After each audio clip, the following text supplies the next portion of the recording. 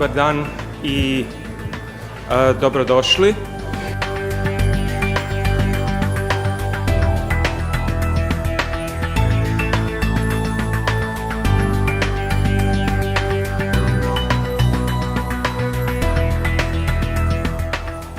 Usually people look at tissue specimen to analyze what the fate of these cells, their mechanisms of how they potentially would do this job of improving function later on.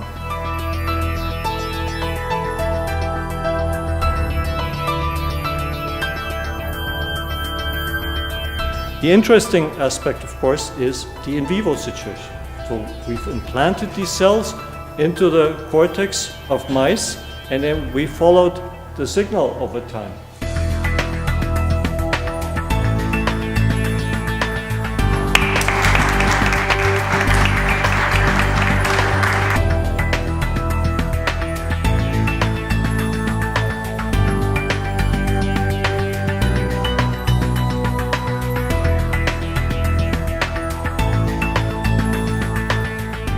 I'm sure you might have heard about CPAP or continuous positive airway pressure machine, which effectively blows positive pressure during the night. It's sensitive. We have some automatic machines that sense when the pressure stops, and it opens it so that the passage of the airway is reopened.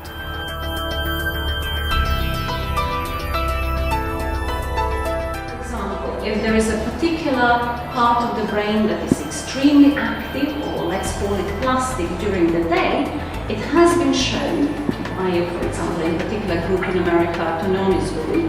That's the part that is going to show on EEG activity during the night the most prominent slow wave activity.